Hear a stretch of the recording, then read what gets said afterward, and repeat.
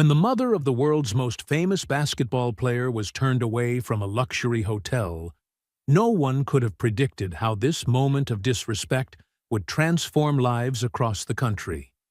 Not through anger or public shaming, but through something far more powerful: a mother's quiet dignity and her son's determination to honor her legacy of respect. The Chicago wind bit at Dolores Jordan's face as she stepped out of the taxi. She pulled her simple blue coat tighter around her shoulders and looked up at the gleaming Grand Palace Hotel. The building reached high into the night sky, its windows glowing like stars against the darkness. "Thank you," she said, handing the I-1 driver some bills. She was tired after her long flight from North Carolina, but excited too. Tomorrow, her son Michael would play in one of the biggest games of the season. She never missed his important games, if she could help it. Dolores grabbed her small suitcase and walked toward the hotel entrance. Two doormen in fancy uniforms rushed to open the heavy glass doors. They didn't pay much attention to her. To them, she was just another guest, not the mother of the most famous basketball player in the world. That was fine with Dolores. She had never been one to show off or brag about her son. She raised all her children to be humble and to work hard. Fame and money might come and go, but good character lasted forever. That's what she always told them. The lobby of the Grand Palace was beautiful. Marble floors shined under bright chandeliers. Well-dressed people sat in plush chairs, talking quietly. Dolores walked to the front desk, her sneakers squeaking slightly on the polished floor. A young man stood behind the ID counter. His name tag read Trevor Blackwell. He was busy typing something on his computer and didn't look up right away. "Excuse me," Dolores said. "I have a reservation for tonight. The name is Jordan. Dolores Jordan." Trevor finally looked up. His eyes moved quickly over Dolores, taking in her simple clothes and travel-worn appearance. Nothing about her screamed important or wealthy. Just an older woman in regular clothes, with a small suitcase. "Jordan, you said?" Trevor asked, turning back to his computer. "Yes, Dolores Jordan. My son made the reservation for me." Trevor typed something and frowned. "I see a reservation under that name, but there must be some mistake."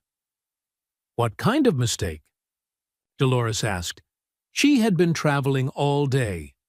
All she wanted was to get to her room, take a shower, and rest before tomorrow's game. "This reservation is for a VIP suite," Trevor said. His voice had changed, becoming more suspicious. "Those rooms are for our special guests." Dolores sighed. She knew what was happening. It wasn't the first time. "My son is Michael Jordan. He made the reservation for me?" Trevor's face changed. First surprise, then disbelief, then something like annoyance crossed his features. Every day, people tried to use famous names to get special treatment. "Ma'am," he said, his voice stiff, "we get a lot of people claiming connections to celebrities. If you're really Michael Jordan's mother, you would have ID, or Mr. Jordan would be with you, or you would have arrived in something nicer than a fee." Taxi. Dolores felt her cheeks grow warm. She stood straighter, dignity in every inch of her 5'5" frame. "Young man, I have my ID right here, and my son respects that I like to travel simply. Now, please, I've had a long day." She reached into her purse and pulled out her driver's license. Trevor barely glanced at it. "Anyone can have the last name Jordan," he said. "I'm sorry, but we're actually fully booked tonight." "But you just said you saw my reservation," Dolores pointed out. Trevor's face hardened. "Like I said, there must have been a mistake. We have no rooms available." A few people in the lobby were starting to look over at them. Dolores lowered her voice. "Please check again. My son made this reservation weeks ago. Ma'am, I've checked. There's nothing I can do. Trevor squared his shoulders. Now, if you don't have a valid reservation, I'm going to have to ask you to leave. Dolores couldn't believe what was happening. May I speak to a manager? The manager is busy with important guests right now, Trevor said. If you don't leave, I'll need to call security. A lump formed in Dolores's throat, but she wouldn't cry. Not here, not now. She had faced much worse in her life than a rude hotel clerk. She raised 5 children after her husband died. She worked long hours in factories to put food on the table. She taught her children to hold their heads high no matter what. Fine, she said, her voice steady despite her anger. I'll leave, but you should know that making assumptions about people based on how they look or what they're wearing is a poor way to go through life, young man. Trevor rolled his eyes and picked up the phone, presumably to call security. Dolores turned and walked toward the door before anyone could come to throw her out. Her hands shook slightly, but her back was straight, and her steps were firm. Outside, the wind had gotten colder. Dolores stood under the hotel's fancy entrance, trying to decide what to do. It was late. She was in an unfamiliar part of Chicago. She could try to find another hotel, but the thought of going through this again somewhere else made her chest tight. Instead, she reached for her cell phone, the one Michael had insisted she carry. She hadn't wanted it at first. Growing up, poor in rural North Carolina, such luxuries seemed wasteful. But now she was glad to have it. She dialed Michael's number. As the phone rang, she looked back at the gleaming hotel. Through the glass doors, she could see Trevor already helping another guest, a woman in a fur coat and diamonds. The woman was being shown to the elevator with smiles and bows. Dolores shook her head sadly. If only that young man knew that. True worth had nothing to do with fancy coats or shiny jewels. "Mom," Michael's voice came through the phone. "Are you at the hotel already?" Dolores took a deep breath. "Michael, honey, we need to talk. I'm outside the Grand Palace Hotel, and, well, they won't let me in." "What do you mean they won't let you in?" Michael's voice went from calm to concerned in an instant. Dolores stood in the cold, watching her breath form small clouds in the air. She hadn't wanted to bother him. Tomorrow was a big game against the Knicks. He needed to focus, to rest. "It's nothing, baby, just a mix-up," she said, trying to sound stronger than she felt. "The young man at the desk doesn't believe I'm your mother. Says they don't have any rooms." The silence on the other end of the phone told her everything. Michael was angry. She knew her son, knew the quiet fire that burned in him when someone crossed a line. It was that same fire that made him push harder on the court when people said he couldn't do something. "Which hotel are you at again?" His voice was controlled now. Too controlled. The Grand Palace downtown. "But Michael, it's not. I know exactly where that is. Stay right there, Mama. I'm coming." "You don't need to do that," Dolores said quickly. "You need your rest for tomorrow. I can find another hotel." "No," Michael said firmly. "You had a reservation. I made it myself. You've been traveling all day." There was a pause, and she could hear him moving around his house. "Besides, you know I can't sleep well before a big game anyway." Dolores smiled despite herself. Some things never changed. Even as a boy in North Carolina, Michael would be too excited to sleep before important games.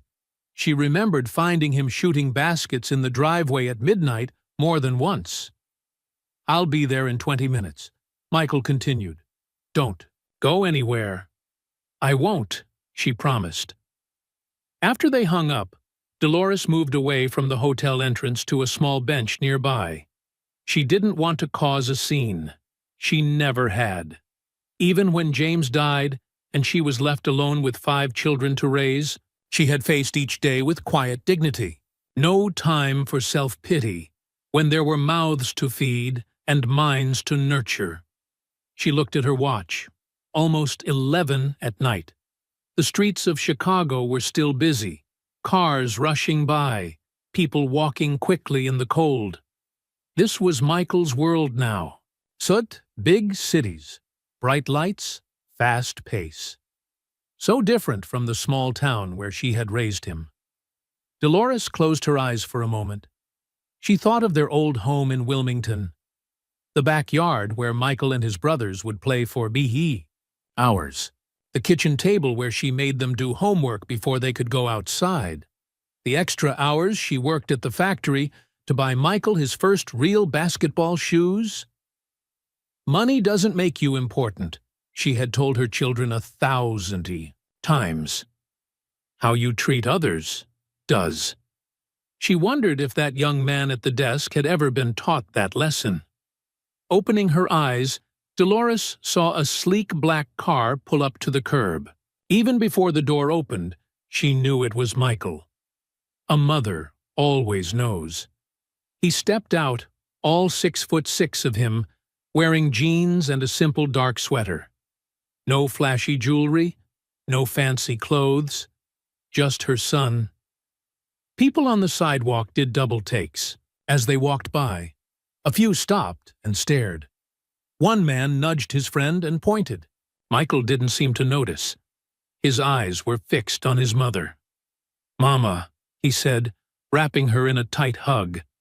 The anger was there in his voice, but not for her. Never for her. "Are you okay?" "I'm fine. Just tired," she said, patting his back. Even at the height of his fame, he was still her little boy in so many ways. "You didn't need to come all this way." "Yes, I did," Michael said firmly.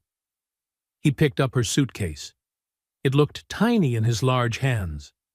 "Now, let's go see about that room." As they walked toward the hotel entrance, a small crowd began to form.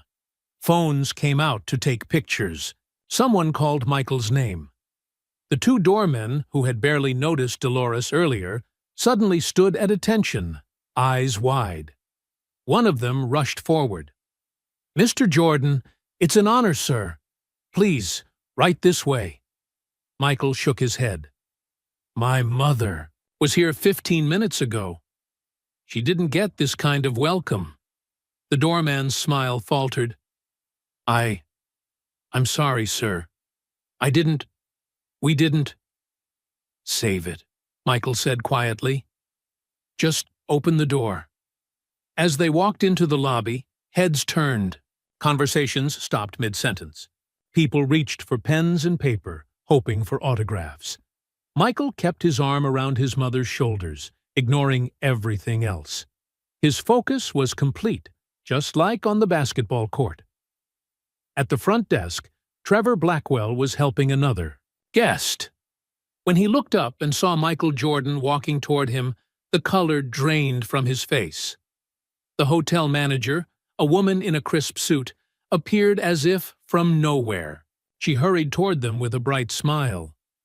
"Mr. Jordan, what an unexpected pleasure. How can we help you tonight?" Michael looked at her calmly.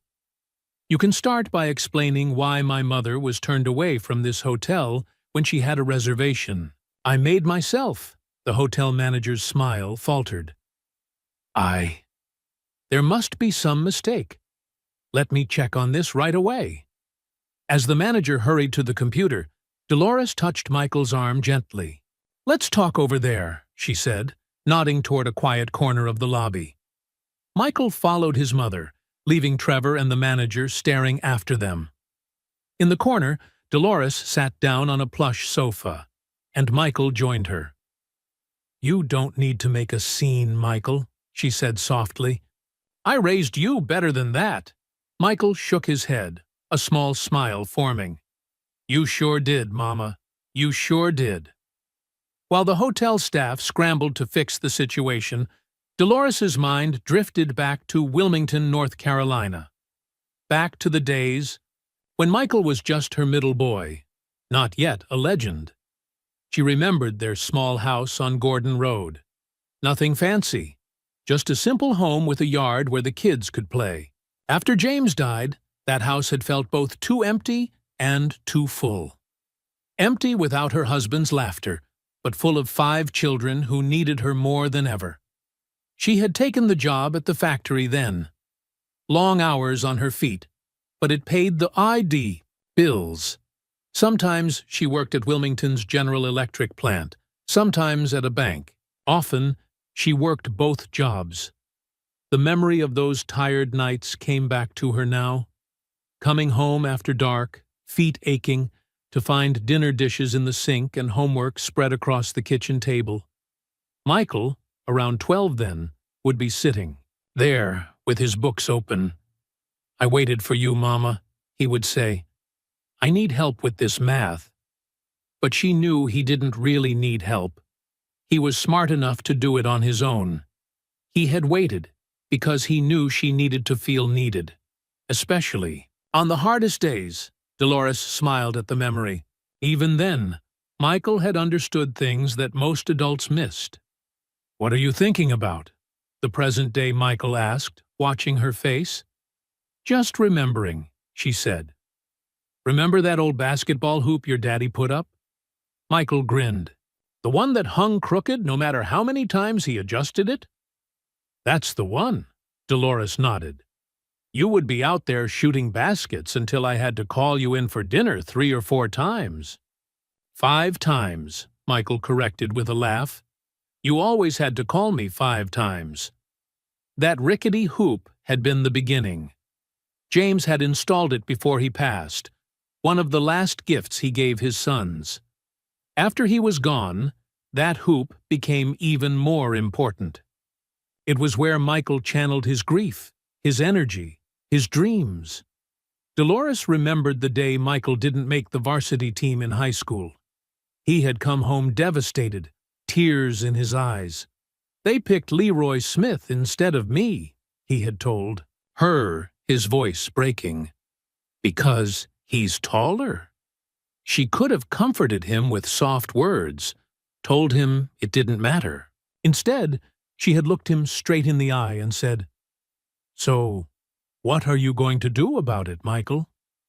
The next morning, she found him outside before dawn, shooting baskets. And the morning after that, and the one after that. "You always pushed me," Michael said now, as if reading her thoughts. "Not to be famous or rich, but to be better than I was yesterday." Dolores reached over and took his hand.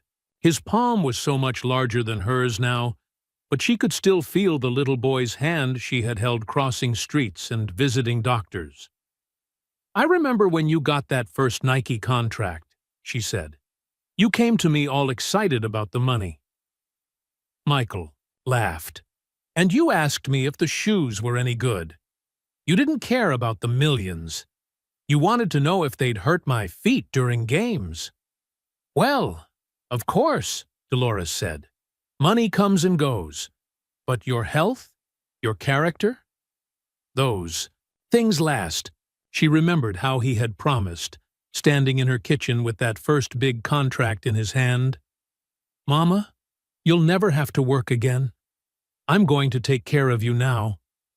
She had shaken her head and said, "I don't need taking care of, but I'll always need your respect." That word, respect, had been at the center of their family. James had taught it to the children from the start. "Respect yourself enough to do your best," he would say. "Respect others enough to see their best." After he died, Dolores had kept those lessons alive. "You remember what I told you when you bought me that first big house?" she asked Michael now. He nodded. "You said, 'It's a beautiful home, Michael, but it won't mean anything if you don't fill it with respect and love.'" Dolores patted his hand. "Good boy. You were listening." Across the lobby, the hotel manager was approaching again, her face a mixture of apology and panic. Trevor trailed behind her, looking like he wanted to disappear. "They're coming back," Michael said. "Be kind," Dolores told him. "That young man made a mistake, but cruelty won't fix it." "I know, Mama." Michael stood up, helping his mother to her feet. "But they need to understand what they did wrong." As they walked across the lobby to meet the manager, Dolores thought about all the lessons she had tried to teach her children. Work hard, be honest, treat others with dignity. Don't expect special treatment, but don't accept disrespect. She'd never dreamed that her son would become the Michael Jordan known around the world. But she had always believed he would be someone special, someone who understood that true greatness wasn't about fame or money. It was about standing tall in moments like this one. The hotel manager reached them, her hands clasped nervously in front of her. "Mr. Jordan, Mrs. Jordan, I cannot express how deeply sorry we are for this misunderstanding. Your suite is ready, of course, and we would be honored to offer it complimentary for the duration of your stay." Dolores watched her son's face. The world saw Michael Jordan, the basketball legend, the businessman, the global icon. She saw her son, the boy who had once promised her he would make her proud. And in this moment, as he prepared to respond to the nervous hotel manager, she was indeed proud. Not because of his fame or his wealth, but because of the man he had become. A man who understood that respect wasn't just given to those who looked important. It was a right that belonged to everyone, famous or not, rich or poor, just as she had taught him all those years ago in their simple home in North Carolina. The hotel manager waited anxiously for Michael's response. The lobby had grown quieter, with guests pretending not to watch while stealing glances at the basketball legend. "We don't need a free room," Michael said calmly. "My mother had a reservation that I paid for. All we want is for that reservation to be honored."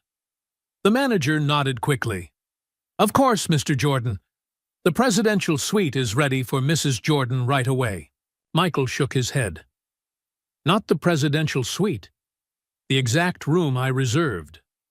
Nothing more, nothing less." Trevor, the desk clerk, had been hovering behind the manager. His face was pale, his eyes wide with the realization of his mistake. He stepped forward hesitantly. "Mr. Jordan, I didn't realize—" His voice trailed off. Michael turned to look at him. The same intense focus he showed on the basketball court was now directed at the young man. "You didn't realize that my mother deserved basic respect?" Trevor swallowed hard. "I'm very sorry, sir. And to you, Mrs. Jordan, I made an assumption, and it was wrong." Before Michael could respond, the front doors of the hotel burst open. A group of people rushed in, hotel security, followed by the head manager, Patricia Wilson. Word had clearly spread quickly about what was happening. "Mr. Jordan!" Patricia called, hurrying toward them in high heels that clicked against the marble floor. "I've just heard what happened. This is completely unacceptable." Outside the hotel, more people were gathering. Some were fans who had spotted Michael's car. Others were hotel guests curious about the commotion. A few had phones out, recording the scene. Michael noticed none of it. His attention remained firmly on his mother and the situation at hand. "Mrs. Jordan," Patricia continued, slightly out of breath, "please accept our deepest apologies. We pride ourselves on treating all our guests with respect and dignity. What happened tonight falls far short of our standards." Dolores nodded politely. "Thank you. I appreciate that. We'd like to offer you our finest suite, complimentary champagne, and a full spa treatment tomorrow before your son's game," Patricia added eagerly. "It's the least we can do." Michael stepped closer to his mother. "My mother doesn't drink champagne, and she doesn't need special treatment. She just needs what anyone deserves, to have her reservation honored and to be treated with respect. Patricia's smile faltered slightly. Of course, Mr. Jordan. Right away. As Patricia turned to lead them to the elevators, more security arrived. They formed a path through the growing crowd in the lobby. Fans called Michael's name, holding out papers, basketballs, and phones for autographs and pictures. For the first time that night, Michael acknowledged them with a small wave, but he didn't stop. His arm remained around his mother's shoulders as they walked. In that moment, he wasn't the global superstar with 6 NBA championships. He wasn't the face on billboards and television commercials.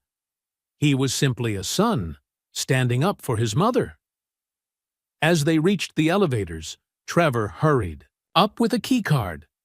Mrs. Jordan, your room is ready on the 15th floor. It's our Lakeview suite, as was originally reserved. Dolores took the card with a gracious nod. Thank you.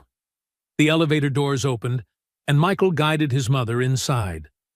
Patricia started to follow, but Michael shook his head. We can find our way. Thank you. As the doors closed, leaving them alone, Dolores let out a long breath. Well, that was something. Michael smiled. You okay, Mama? I'm fine, she assured him. But that poor young man looked like he might faint. Michael's smile faded. He should feel bad.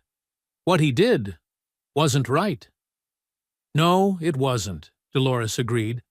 But I've been where he is. Young, trying to do a job, making bad judgments. We all have. The elevator climbed smoothly upward, the floor numbers lighting up one after another. You're too forgiving, Mama, Michael said, though there was affection in his voice. And you're too protective, she replied, patting his arm. But that's why I love you. When they reached the 15th floor, they found a small crowd of hotel staff waiting. A nervous bellhop took Dolores's small suitcase. Others stood at attention, trying not to stare at Michael. This way, Mrs. Jordan, one of them said, leading them down a hallway. The suite was beautiful, spacious and elegant, with large windows overlooking Lake Michigan. Flowers had appeared on the coffee table, and fresh fruit sat in a bowl on the dining table. Once they were alone again, Michael checked the room carefully, making sure everything was perfect for his mother. You don't need to fuss, Dolores told him. It's just a hotel room. I know, Michael said, but tomorrow is a big day, and you need to rest well. Dolores sat down on the sofa, suddenly feeling the full weight of the day's travel and the night's events. I'll be fine. You're the one who needs rest. You have a game tomorrow. Michael sat beside her. I can't help thinking about what would have happened if you hadn't called me. How many other people get treated that way because they don't have someone to call? Dolores was quiet for a moment. She had asked herself the same question many times over the years. How many people faced small injustices every day? How many had no voice to speak up? Maybe something good can come from this, she said finally. Michael nodded, his mind already working. Maybe it can. But first, you need to sleep, and I need to get home. As he stood to leave, Dolores caught his hand. Michael, I'm proud of how you handled that. You stood up without putting anyone down. That's true strength. Michael smiled. I learned from the best, Mama. I learned from the best. The next morning, Dolores woke to sunlight streaming through the hotel room windows. She hadn't planned to sleep so late, but yesterday's travel and the events of the night had tired her more than she realized. After a quick shower, she dressed in comfortable slacks and a simple blue blouse. She had never been one for fancy clothes. Even after Michael's success made money no object. Fancy prices don't make fancy people, she always said. Downstairs, the lobby felt different in the daylight, busy with people checking in and out. Business meetings starting. Tourists planning their day in Chicago. Dolores walked toward the restaurant for breakfast, enjoying the simple pleasure of not being recognized. That changed the moment she reached the restaurant entrance. "Mrs. Jordan!" The hostess rushed forward. "We have a special table waiting for you." Before Dolores could respond, the restaurant manager appeared. "Mrs. Jordan, it's an honor to have you with us this morning. Please, follow me. We've prepared something special." Dolores followed, noticing how other diners looked up as she passed. News traveled fast in a hotel like this. By now, everyone probably knew about last night. The special table was in a private corner with a view of the Chicago skyline. A beautiful flower arrangement sat in the center. The manager pulled out her chair with a flourish. "Our chef has prepared his signature breakfast just for you," he said proudly. "And of course, everything is complimentary." Dolores shook her head. "That's very kind, but I'd prefer to order from the regular menu, and I'll be paying for my meal." The manager looked confused. "But, Mrs. Jordan, after last night's unfortunate incident, it's the least we can do." "Last night's incident is exactly why I want to be treated like any other guest today," Dolores said firmly. "No special treatment, no free meals, just respect." The manager nodded slowly, finally understanding. "Of course, Mrs. Jordan. Here's the regular menu. Your server will be with you shortly." As he walked away, Dolores spotted Trevor, the desk clerk from last night, entering the restaurant. He saw her too, and for a moment looked like he might turn and run. Instead, after a visible deep breath, he walked toward her table. "Mrs. Jordan," he said, his voice tight with nervousness. "May I speak with you for a moment?" Dolores nodded, to the empty chair across from her. "Please, sit down." Trevor sat stiffly, his hands folded in his lap. "I wanted to apologize again for last night. What I did was wrong, and I'm truly sorry." "Thank you," Dolores said simply. She studied the young man's face. He couldn't be more than 25, she guessed. About the age Michael had been when he won his first championship with the Bulls. "The CGT hotel manager warned me that I might be fired," Trevor continued. "I understand why, and I accept it. I just wanted you to know that I never meant to be disrespectful." Dolores was quiet for a moment. "Why did you assume I wasn't who I said I was?" Trevor looked down at his hands. "Honestly, because you didn't look like what I expected. You didn't arrive in a fancy car or wear expensive clothes. You didn't act important. And how should someone important act?" Dolores asked. Before Trevor could answer, the elevator doors opened and Patricia Wilson, the head hotel manager, stepped out. She spotted them immediately and hurried over. "Mrs. Jordan, I see you've met Trevor." Her voice was overly bright. "I hope he's apologizing properly for his inexcusable behavior." "He is," Dolores said calmly. "We're having a private conversation, if you don't mind." Patricia looked surprised but nodded. "Of course. Take all the time you need." She shot Trevor a warning look before walking away. When they were alone again, Dolores turned back to Trevor. "You were saying?" Trevor shifted uncomfortably. "I guess I thought important people would be louder about it. They'd mention connections, demand things, dress to impress. You were just normal." Dolores smiled. "I am normal. Being Michael Jordan's mother doesn't change who I am. It doesn't make me more worthy of respect than anyone else." "I know that now," Trevor said. "And I feel terrible about how I treated you." "Have you treated others the same way?" Dolores asked. Trevor looked guilty. "Probably. Not intentionally, but probably." Dolores nodded. "That's the bigger problem, isn't it? We make quick judgments based on how people look or speak. We decide who deserves our best treatment. Just then, Patricia returned with another man in an expensive suit, clearly someone higher up in the hotel management. "Mrs. Jordan," the man said with a practiced smile, "I'm Robert Daniels, Regional Director for Grand Palace Hotels. I came as soon as I heard about last night's unfortunate incident." Dolores looked up at him calmly. "Mr. Daniels, I'm in the middle of a conversation with Trevor. Could this wait?" The director looked taken aback.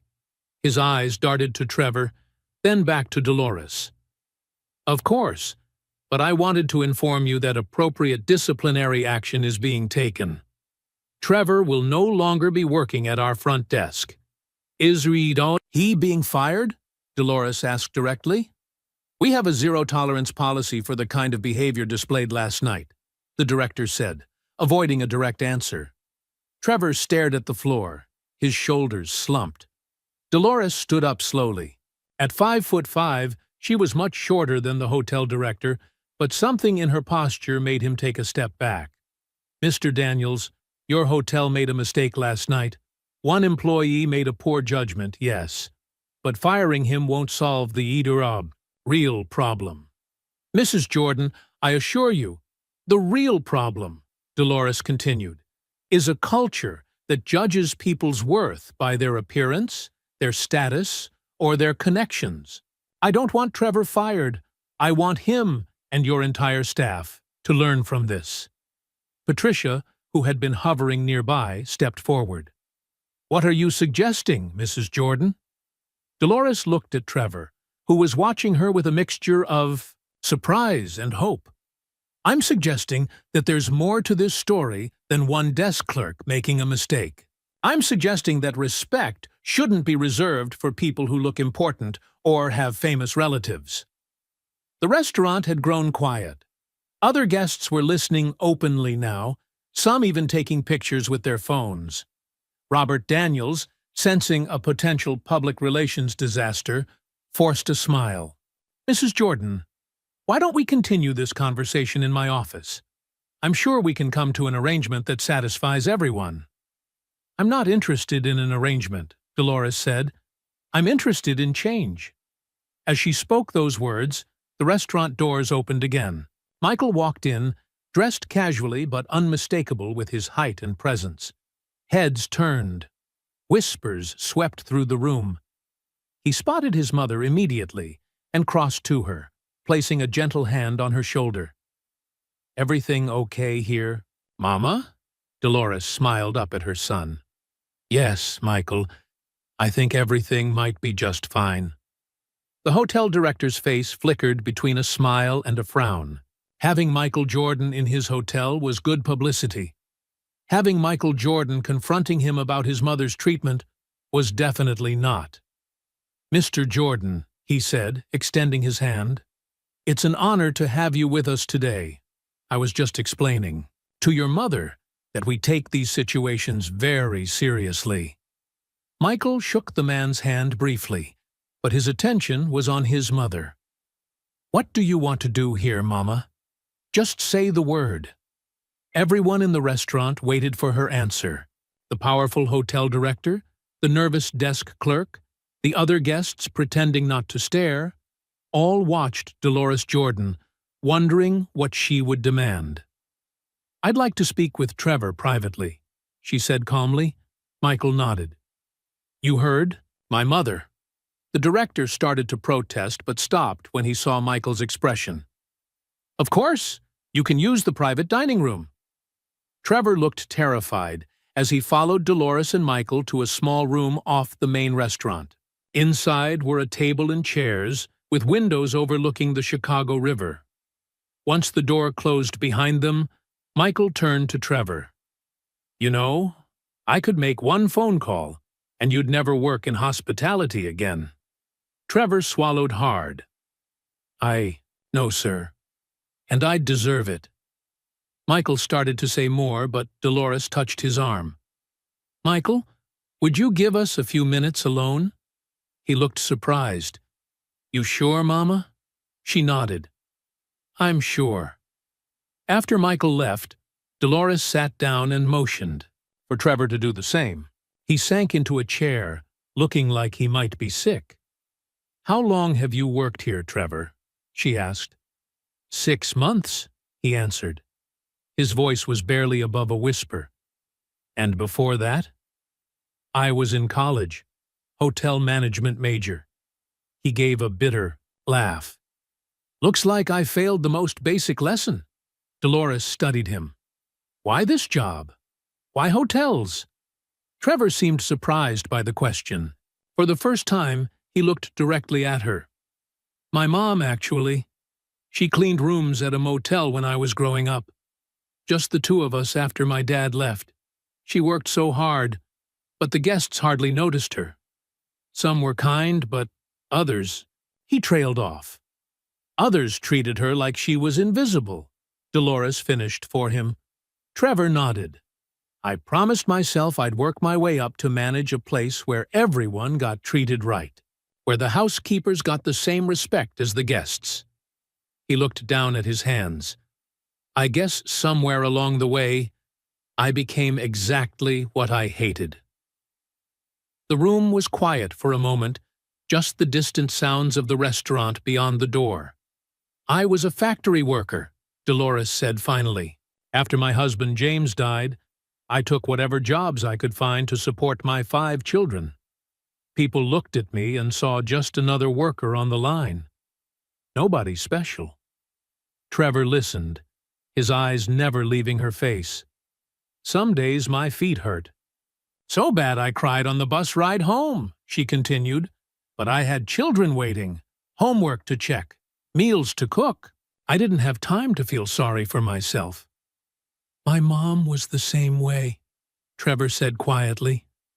"Always moving, always working." Dolores nodded. "So you understand what it means to be judged by your appearance, by your job, by things that have nothing to do with who you really are." "Yes, ma'am, I do." Trevor's voice was stronger now. "Which makes what I did even worse." "It makes it a lesson you can learn from," Dolores corrected. "We all make mistakes, Trevor. The question is whether we grow from them." Outside the window, Chicago was fully awake now. People hurried along the streets. Boats moved on the river. Clouds drifted across the blue sky. A whole city moving forward, each person carrying their own story. "I don't want you to lose your job over this," Dolores said. Trevor looked up in surprise. "You don't?" "No. I want you to keep it, and to remember this feeling every time you look at a guest. I want you to remember that everyone deserves the same respect, whether they arrive in a limousine or a taxi, whether they wear designer clothes, or simple ones." She leaned forward slightly. "Can you do that, Trevor? Can you be the kind of person who sees beyond appearances?" He nodded slowly. "Yes, Mrs. Jordan. I can try. I will try." "Good," she said. "Because that's the real work of respect. Trying every day with every person." The door opened, and Michael returned. He looked between his mother and Trevor, sensing the change in the atmosphere. "Everything okay in here?" he asked. Dolores stood up. "Yes, Trevor and I have come to an understanding." She turned to the young man. "Isn't that right?" "Yes, ma'am," Trevor said, standing up as well. He hesitated, then added, "Mr. Jordan, I want to apologize to you too. What I did was wrong, and I'm grateful for this chance to make it right." Michael looked at his mother, who gave him a small nod. "Apology accepted," Michael said. "But it's my mother you needed to make things right with, not me." "I know that now," Trevor said. He turned back to Dolores. "Thank you, Mrs. Jordan, for the lesson and for the second chance." As they walked back into the main restaurant, the hotel director hurried over. "Is everything resolved to your satisfaction?" he asked anxiously. Before Dolores could answer, Trevor spoke up. Mrs. Jordan has taught me something important today, sir. Something about real respect and dignity. The director looked confused. That's good. Now, about your position. Trevor will be keeping his job, Dolores said firmly. But our policy will change, Michael finished. Starting today. My mother and I would be happy to discuss how. As Michael guided the director away to talk, Dolores turned back to Trevor. Remember what I said, she told him. Everyone deserves the same respect. Trevor nodded. I won't forget, Mrs. Jordan. I promise. And looking into his eyes, Dolores believed him. Because sometimes the best lessons came from the most unexpected teachers. And sometimes the most powerful changes started with the smallest moments of understanding. The morning of the Bulls game dawned clear and cold. Typical Chicago weather for this time of year. A bright sun that promised warmth, but delivered only light. In her hotel room, Dolores prepared for the day with her usual calm efficiency. She laid out a simple red outfit, Michael's team color. She had watched her son play hundreds of games over the years, from dusty playground courts in North Carolina to the gleaming floors of the United Center. Her routine never changed. Downstairs in the lobby, she noticed the difference immediately. The staff smiled at her, not with the nervous, overeager grins from yesterday, but with genuine warmth. Trevor was at the front desk again. When he saw her, he gave a small nod of respect. "Good morning, Mrs. Jordan," he said as she approached. "Did you sleep well?" "Very well, thank you," she replied. "I'm heading to the United Center soon. Could you call me a taxi?" "Of course." Trevor picked up the phone, but before he could dial, Patricia Wilson appeared. "Mrs. Jordan, we have a car waiting for you," the manager said. "One of our hotel cars." Dolores shook her head. "A taxi will be fine." Patricia looked like she might argue, but then nodded. "As you wish. But please know, it's not special treatment. It's the same courtesy we extend to all our guests heading to major events." Dolores smiled, recognizing the small but significant shift. "In that case, I accept. Thank you." The ride to the United Center was short. As always before big games, Dolores felt that mixture of excitement and anxiety that only a mother could understand. No matter how many championships Michael won, no matter how many records he broke, she still worried, still prayed for his safety, his performance, his happiness. At the arena, she was escorted to her usual seat, not courtside with the celebrities, but in the stands where she could see the whole court. Michael had offered her more prominent seats many times, but she always refused. "I can see your whole game better from up here," she would tell him. As she settled in, she noticed a commotion a few rows back. Looking over her shoulder, she saw Trevor and a young boy about 10 years old being shown to their seats. Trevor saw her looking and gave an awkward wave. After a moment's hesitation, he led the boy down to where she sat. "Mrs. Jordan, this is my son, Marcus," he said. "Marcus, this is Mrs. Jordan." The boy's eyes widened. "Michael Jordan's mom? For real?" Dolores smiled. "For real." "Your son is the greatest ever," Marcus said, with the absolute certainty of childhood. "I've watched all his games on TV. I'm going to play basketball just like him someday." "It takes a lot of hard work," Dolores told him. Michael practiced every day, even when he didn't feel like it. Marcus nodded seriously. "I practice every day, too. Even when it's raining, I go to the gym at the community center." Trevor put his hand on his son's shoulder, pride evident in his face. "When Mr. Jordan called the hotel this morning and offered us tickets, I couldn't believe it. Marcus has never been to a live Bulls game before." "I'm glad you could come. Dolores said sincerely. As Trevor and Marcus returned to their seats, the arena was filling up. The energy was building, that special electricity that came with big games against rivals like the Knicks. Down on the court, the Bulls were warming up. Michael moved with that fluid grace that had made him famous, his shots finding the basket with metronomic precision. But Dolores noticed something different about him today. An extra intensity, a sharper focus. In the coach's area, Phil Jackson watched his star player with interest. The legendary coach had learned to read Michael's moods, to sense when something was driving him beyond the usual competitive fire. As the players finished warm-ups and headed to the locker room for final preparations, Phil approached Michael. "Something on your mind today?" he asked quietly. Michael glanced up at the stands where his mother sat. "Just some extra motivation, Coach." Phil followed his gaze and nodded. He didn't need details. He knew the close bond between Michael and his mother. "Channel it," was all he said before walking away. When the game began, the difference in Michael's play was obvious to everyone. He attacked the Knicks' defense with a ferocity that seemed personal. By halftime, he had scored 28 points, outplaying everyone else on the court. In the stands, fans were buzzing with excitement. Some had heard rumors about what happened at the Grand Palace Hotel. Others just knew they were watching something special, even by Michael Jordan's extraordinary standards. Sitting near Dolores, a woman leaned over. "Your son is amazing today, even more than usual." Dolores smiled.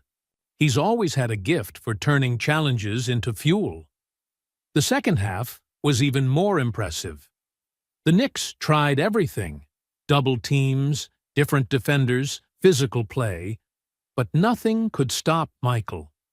He seemed to take each obstacle as a personal challenge, each defensive scheme as a puzzle to be solved. In the fourth quarter, with the Bulls leading by 15 points, Michael made a play that brought the entire arena to its feet. Stealing the ball at midcourt, he drove toward the basket, suspended in air between two defenders, switched the ball from his right hand to his left, and somehow made the shot while being fouled. As the crowd roared, Michael looked up at his mother in the stands. Their eyes met across the distance, and he gave her a small nod. It was a moment just between the two of them, amid 20,000 screaming fans. The Bulls won by 20 points. Michael finished with 45 points, 12 rebounds, and 8 assists, a dominant performance even by his standards. In the locker room afterward, reporters crowded around him. "Michael, that was one of your best games this season. What inspired you today?" Michael toweled off his face before answering. "Just trying to make my mother proud." The reporter looked confused. "Your mother specifically? Is there a reason for that today?" Michael smiled.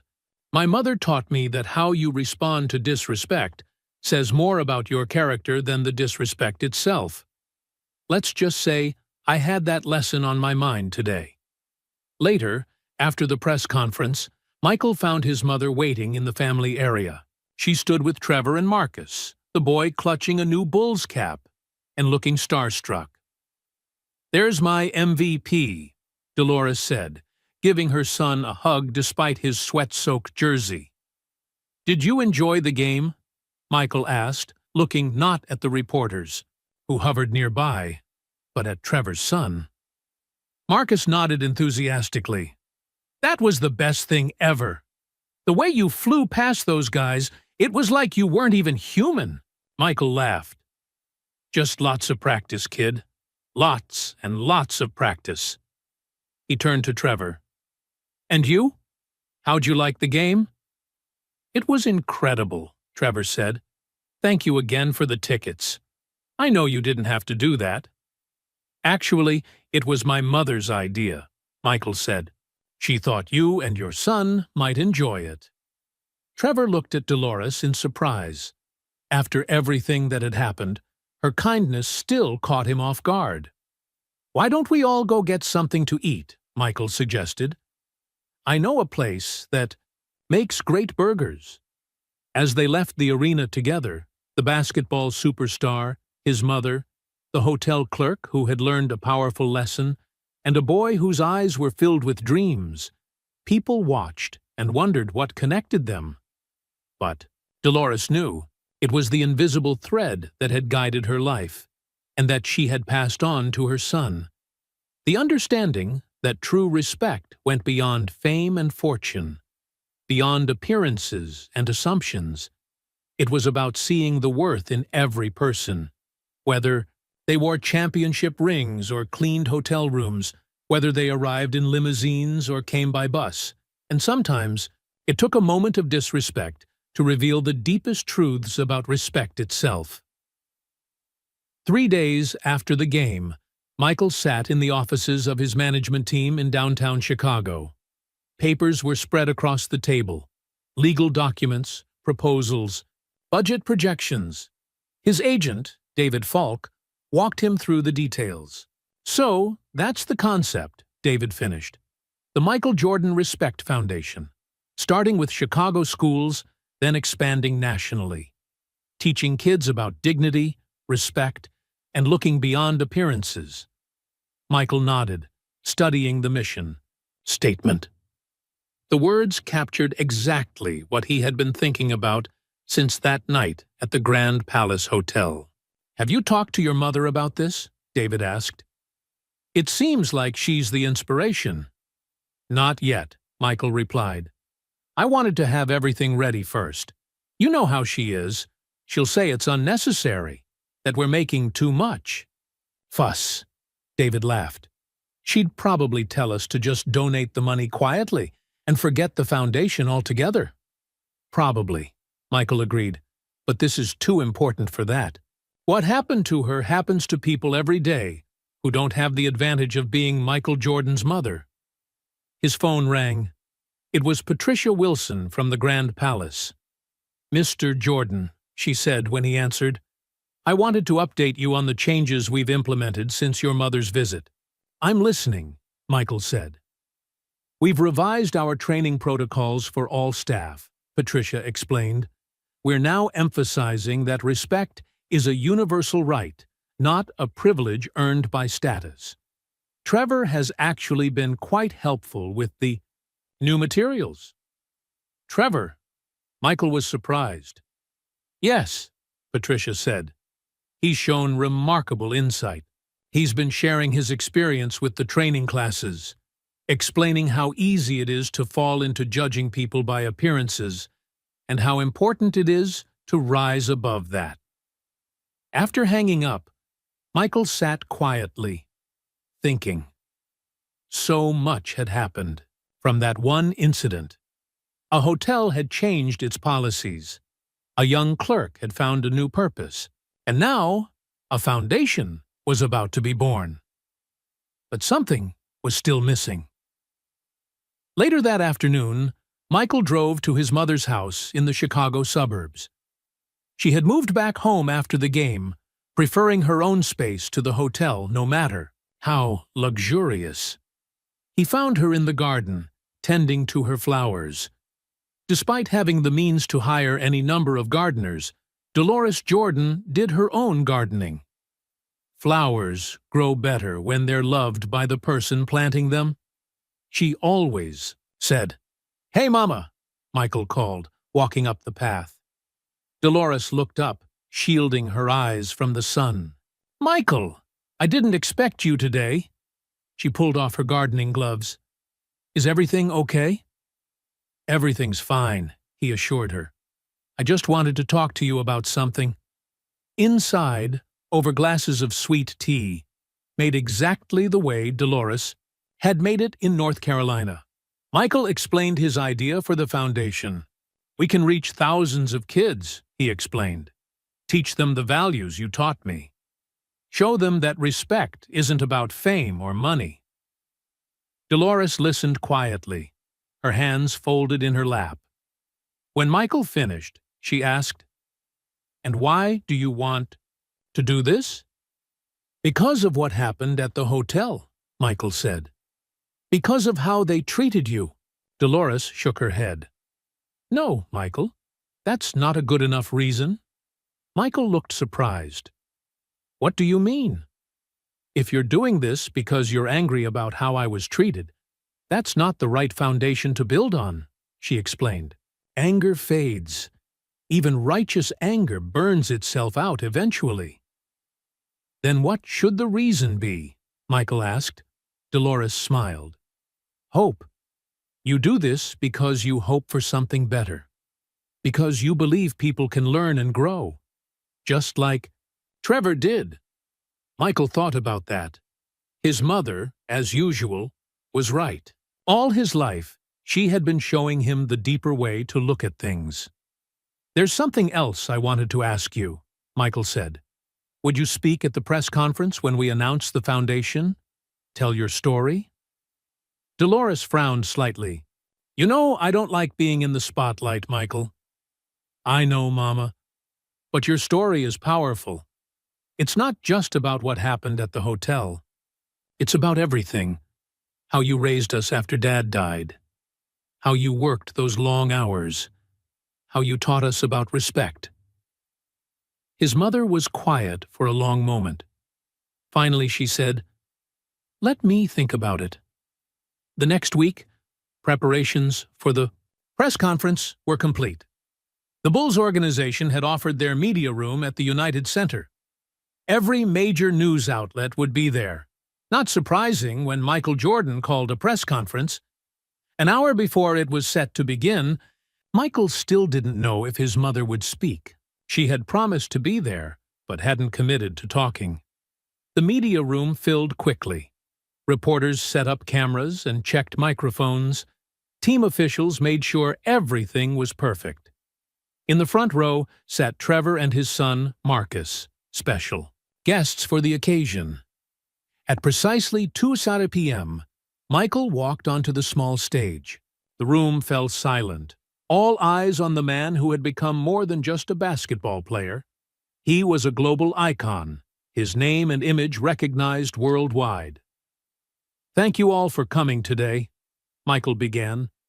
I've asked you here because I want to announce something important.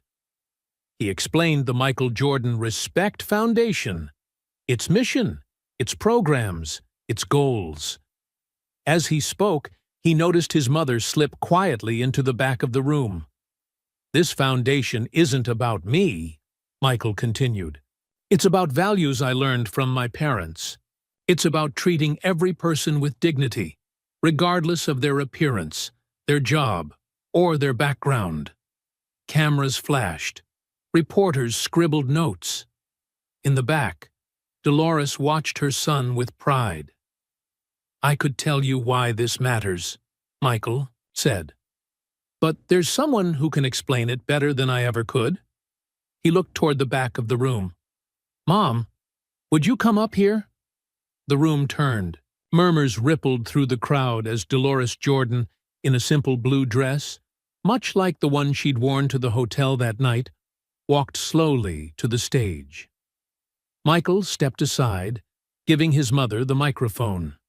She looked out at the sea of faces, cameras, and lights. For a moment, she seemed hesitant. Then she straightened her shoulders and began to speak. I'm not used to talking to crowds, she said. Her voice was soft but clear. But some things need to be said, she told them, about her life, not just the incident at the hotel, but the years before, about raising 5 children alone after James died, about working factory jobs, standing on her feet for 10-hour shifts, about teaching her children that true worth came from character, not possessions. When that young man at the hotel didn't believe I was who I said I was, it wasn't the first time I'd been judged by my appearance, she said. But it made me think about all the people who face that kind of judgment every day, who don't have a famous son to call. In the front row, Trevor looked down at his hands, but Dolores's voice held no blame. This foundation isn't about pointing fingers, she continued. It's about offering a hand, about teaching young people to see beyond surface judgments, about helping them understand that respect is something we all deserve, simply because we're human. The room was completely silent now. Even veteran reporters who had covered wars and disasters were caught by the simple power of her words. "My son has always understood this," Dolores said, looking at Michael with love in her eyes. "Even as a boy, he knew that how you treat others matters more than any trophy or contract. That's the legacy I'm most proud of. Not the championships, not the records, but the man he became." As she finished speaking, the room erupted in applause. Reporters who had come expecting a standard foundation announcement found themselves touched by something much deeper. Michael stepped back to the microphone, his arm around his mother's shoulders. "The Foundation's first program starts next month in Chicago schools. We're calling it the Respect Project. It will teach kids what my mother taught me, that true respect looks past appearances to see the worth in every person." After the press conference, as reporters gathered around Michael for additional questions, Patricia Wilson approached Dolores. "Mrs. Jordan," she said, "the Grand Palace would like to offer our facilities for any foundation events, free of charge." Dolores shook her head.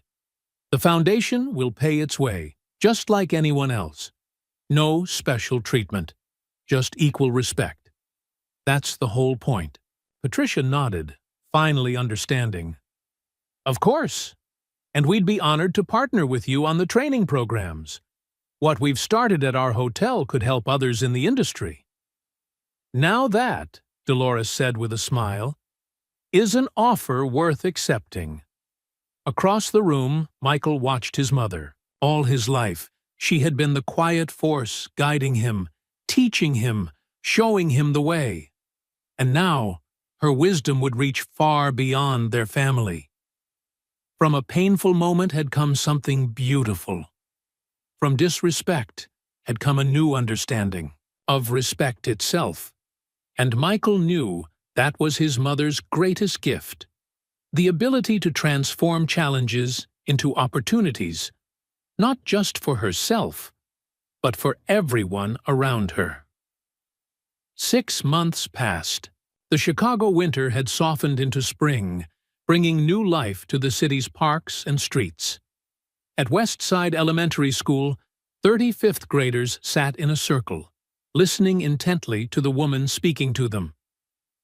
"Respect isn't something you earn by being famous or rich," Dolores told them. "It's something we all deserve, just because we're human." The children nodded. They knew who she was, Michael Jordan's mother. But over the past few weeks, they had come to know her as much more than that.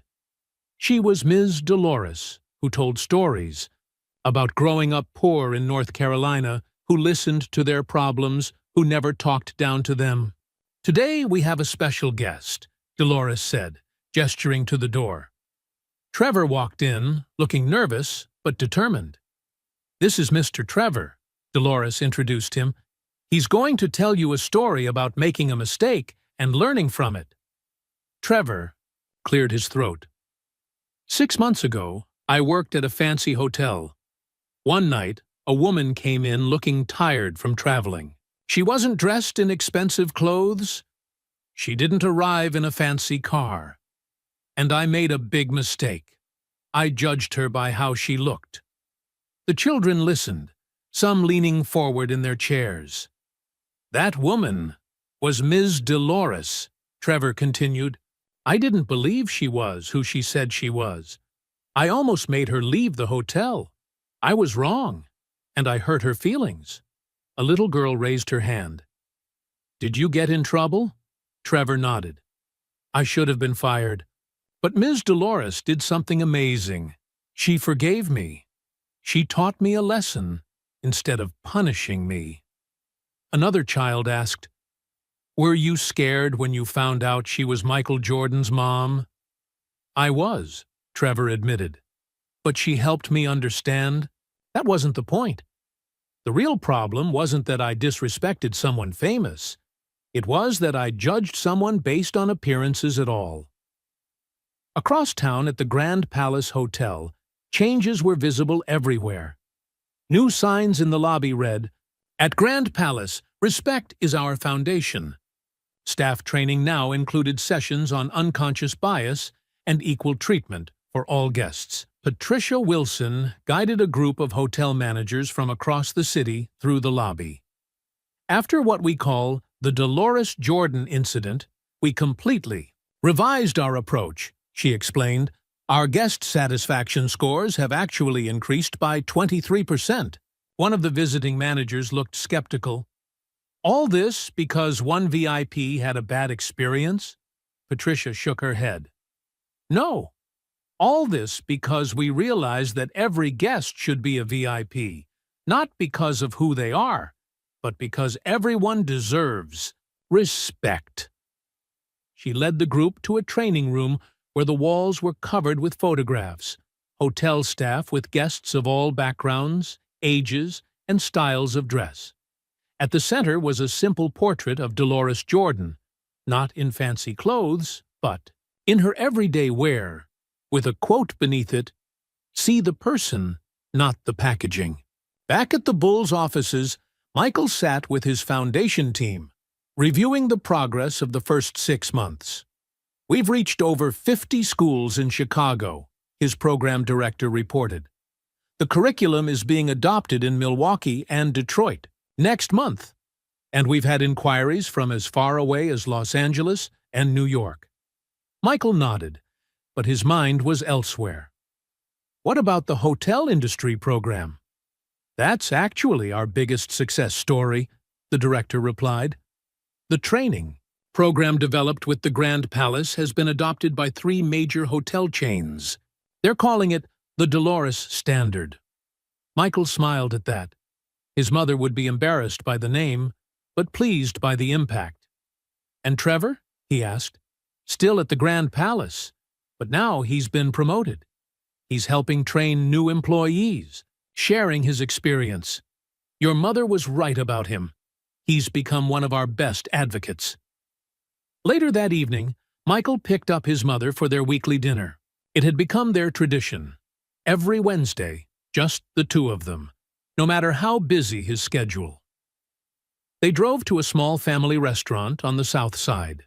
Nothing fancy, but the food was good, and the owners didn't make a fuss over Michael. They had been coming there for years. "How was the school today?" Michael asked as they were seated. "Those children are so smart," Dolores said, her face lighting up. "They understand things it took me years to learn. One little girl told me, 'Ms. Dolores, my grandma says you can't tell a book by its cover, and you can't tell a person by their clothes.'" Michael laughed. "Wisdom from the mouths of babes." "Trevor did well today, too," Dolores added. "He's really finding his voice. The children respond to him because he's so honest about his mistake." Their food arrived, simple home cooking that reminded Dolores of North Carolina. As they ate, Michael watched his mother. 6 months ago, she had been upset and hurt by what happened at the hotel. Now she seemed energized, purposeful. "You know, Mama," he said, "this foundation was supposed to be about teaching others. But I think we're the ones learning the most." Dolores nodded. "That's how it always is. When you try to help others, you end up helping yourself." The hotel called it the Dolores Incident, Michael told her. Now they're calling their new training standard the Dolores Standard. His mother almost choked on her food. "They're what?" "Oh, no, that's too much." Michael grinned. "I knew you'd hate it. I told them to keep it." "Michael!" she protested, but she was laughing too. As they walked back to the car after dinner, a group of teenagers spotted them. One boy nudged another and pointed. "It's Michael Jordan," he said loudly. The group hurried over, phones out for pictures. Michael smiled patiently. This was part of his daily life.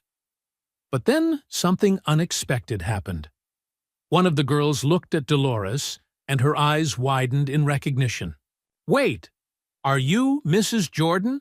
The one from the Respect Project?" she asked. Dolores looked surprised. "Yes, I am." "You came to our school last month," the girl exclaimed. "I'm in the peer leadership program now because of your talk.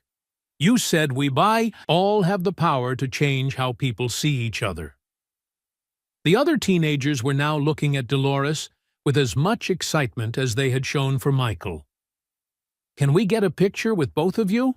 one asked, as Michael and his mother posed with the teens. He felt a surge of pride. His mother was being recognized not just as Michael Jordan's mom, but as Dolores Jordan, teacher, mentor, changemaker. Later, driving her home, Michael said, "You're famous now, Mama.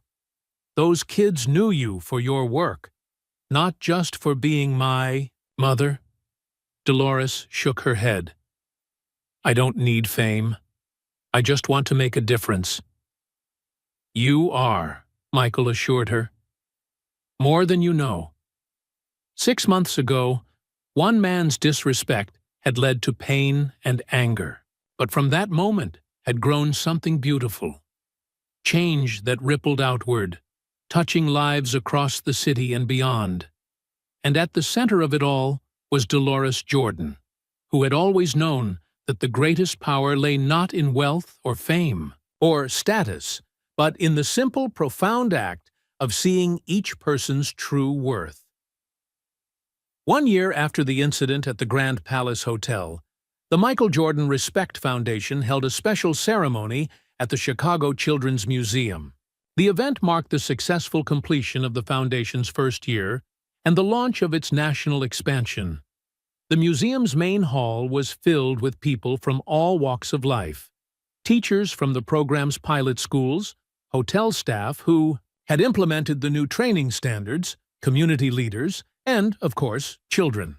Large banners hung from the ceiling, each featuring photographs and quotes from the foundation's work. Michael stood at the edge of the crowd, watching. This was bigger than anything he had imagined when they started. What had begun as a response to one incident had grown into a movement that was changing lives. "Nervous?" a familiar voice asked. Michael turned to find his former coach, Phil Jackson, standing beside him. The legendary coach had flown in from Montana specially for the event. "A little," Michael admitted. "This feels different from game day." Phil nodded. "Because it is. Games end when the buzzer sounds. This," he gestured to the room, "this keeps going. This is about legacy." On the other side of the hall, Dolores greeted guests with her characteristic warmth. She wore a simple blue dress, similar to the one she had worn that night at the hotel. It had become something of a signature for her now, a reminder that appearances didn't determine worth. Trevor stood nearby with his son Marcus and a group of hotel managers from across the country.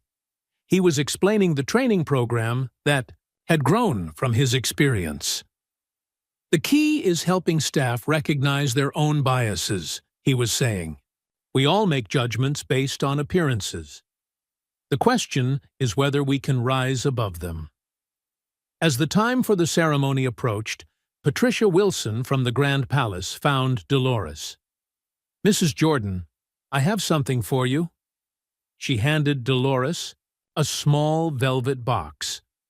Dolores opened it to find a pin. A simple gold circle with the words, "See the person," engraved on it. "This is the pin we give to all our employees now," Patricia explained. "It's a reminder of what you taught us.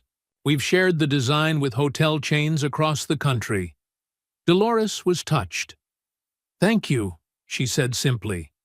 Soon it was time for the program to begin. The crowd took their seats. Michael stepped to the podium, confident as always in the spotlight. "Welcome, everyone, to the first anniversary celebration of the Michael Jordan Respect Foundation," he began. What started as a response to a single incident has grown into something much bigger than we ever imagined. He went on to outline the Foundation's achievements. 50,000 students reached through school programs, thousands of hotel staff, trained in the new respect standards, community initiatives in 4 major cities, with more to come. But numbers only tell part of the story, Michael continued. The real impact is in the lives changed, the attitudes shifted, the moments of connection that happen when we look beyond appearances to see the true worth in every person. Trentitin poverty durs, he gestured to the children seated in the front rows. These young people are learning lessons that took many of us decades to understand. They're learning that respect isn't earned by status or wealth, but is the birthright of every human being. Michael paused, looking out at the crowd. I'd like to invite my mother, Dolores Jordan, to share her thoughts with you. After all, this foundation exists because of her wisdom and her example. Dolores walked to the podium as the audience applauded. Unlike a year ago at the press conference, she moved with confidence now. This was her mission too. Thank you all for coming today, she began. When Michael first told me about his idea for this foundation, I told him it shouldn't be built on anger about what happened to me at that hotel. It should be built on hope. Hope for a world where everyone is seen for who they truly are. She smiled at the children in the front row. In this past year, I visited many schools and talked with many children. They asked the best questions. One little boy asked me, Ms. Dolores, how do you know what a person is really like if you can't judge by how they look? I told him, you have to take the time to listen to them. You have to be willing to see with your heart, not just your eyes. The PO room was silent, everyone captivated by her words. Another child asked why I wasn't angry at the hotel man who was mean to me. The truth is, I was upset that night. But I've learned in my life that holding on to anger only hurts yourself. Finding a way to create something positive, that's the better path. Dolores took a deep breath. It was time to share what she had kept private until now. There's something about that night at the hotel that I never told anyone, not even Michael. It wasn't the first time I'd been treated that way because of how I looked or dressed. It had happened many times over the years, especially when I traveled alone to watch Michael play. Michael straightened in his seat, surprise evident on his face. I never mentioned those incidents to Michael or my other children, Dolores continued. I didn't want to distract them from their goals. I didn't want them worried about their mama when they had games to focus on or jobs to do. She looked directly at Michael now.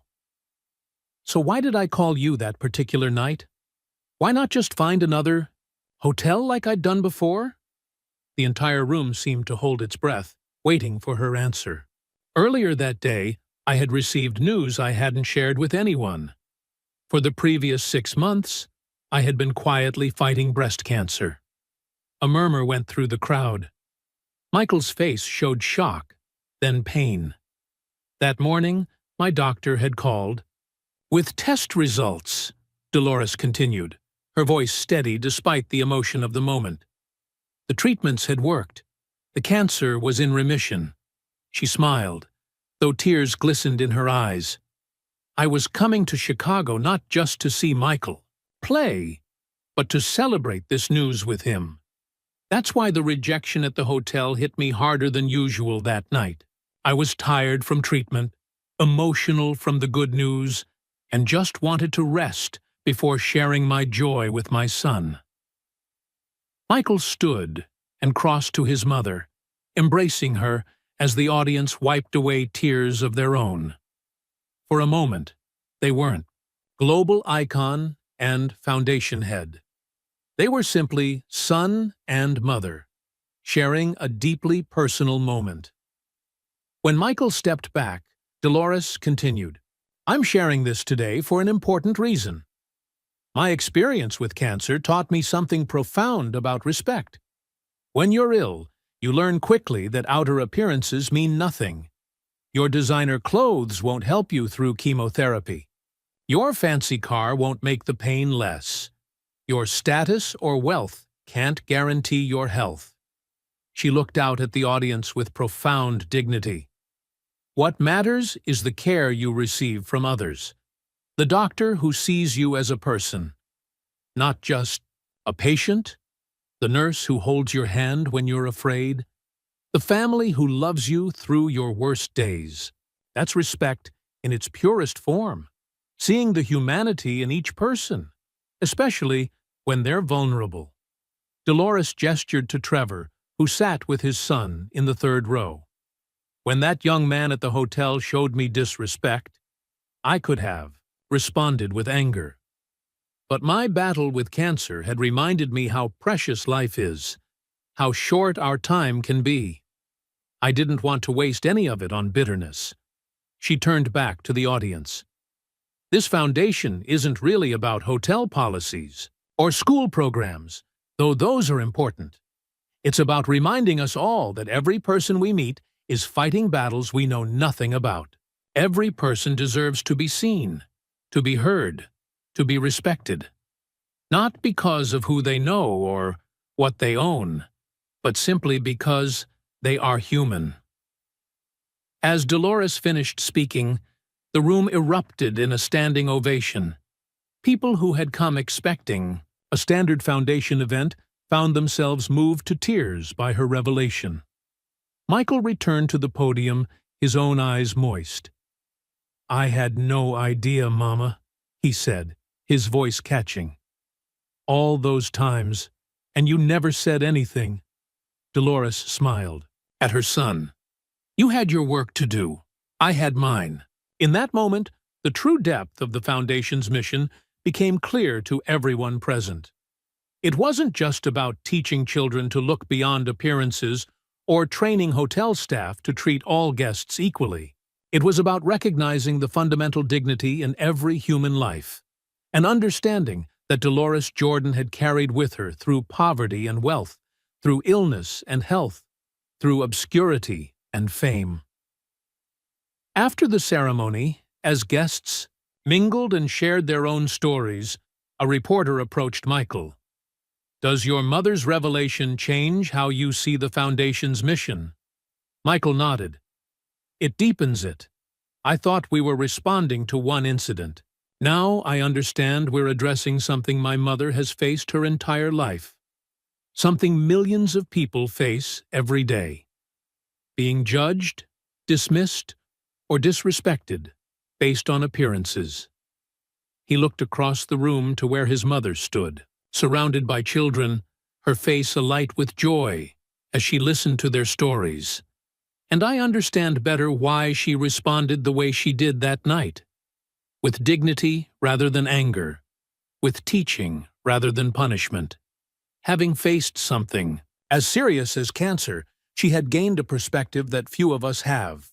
Later, as the event wound down, Michael found his mother sitting quietly in a corner, watching the remaining guests with a contented smile. "Why didn't you tell me, Mama?" he asked, taking the seat beside her. "About the cancer, about the other times you were disrespected. I could have done something." Dolores patted his hand. "You were doing exactly what you needed to do, playing your best, living your life. A mother protects her children from worries when she can." "I'm not a child anymore, Mama. To me, you'll always be my boy," she said with a smile. "But you're right. I should have shared it with you. I just didn't want to be a burden." "You could never be a burden," Michael said firmly. "Never." Across the room, Trevor approached with his son. Marcus carried a small gift bag. "Mrs. Jordan," the boy said shyly, "I made something for you in art class." He handed her the bag. Inside was a handmade picture frame containing a photograph of Dolores with Marcus's class. Around the frame, the boy had painted small words: respect, kindness, dignity, worth. "It's beautiful," Dolores said, genuinely touched. "Thank you, Marcus." As Trevor and his son walked away, Michael said quietly, "You changed his life, you know." Trevor's. He was heading down a path of judging people by their appearances, their status. You showed him a better way. Dolores looked at her son, this man who had achieved more than she could have imagined when he was a boy, shooting baskets on that crooked hoop in North Carolina. "We all have the power to change lives," she said. "Sometimes with big gestures, like starting a foundation. Sometimes with small ones, like treating a stranger with dignity when they expect dismissal." She held up the picture Marcus had given her. "This is what it's all about, Michael. Not the recognition or the ceremonies. Just this. Touching one life at a time. Helping one person see differently." Michael nodded, understanding at last the full measure of his mother's wisdom. What had begun as a response to disrespect had become something far greater. A movement built on the simple, profound truth that Dolores Jordan had lived her entire life. True respect sees past the surface, to the worth within. True strength lies not in power or fame, but in the courage to treat every person with dignity, especially when they seem most different from ourselves. And in that understanding was a legacy far more valuable than any championship ring or endorsement. Deal. A legacy of respect that would continue long after the spotlight faded, touching lives in ways they might never fully know. Where are you listening from today? I'd love to know which part of the world this story reached. If you enjoyed this story, please like this video and subscribe to our channel for more inspiring real-life stories that touch the heart. We share new content weekly about extraordinary moments in the lives of both famous and everyday people. Don't forget to share this video with your friends and family. Spreading stories of kindness, dignity, and respect like Dolores Jordan's helps create a more compassionate world for all of us. One simple share might inspire someone else to see others with new eyes, just as Trevor learned to do. Remember, as Dolores showed us, true respect isn't about fame or fortune. It's about recognizing the worth in every person we meet. Until next time, thank you for being part of our storytelling community.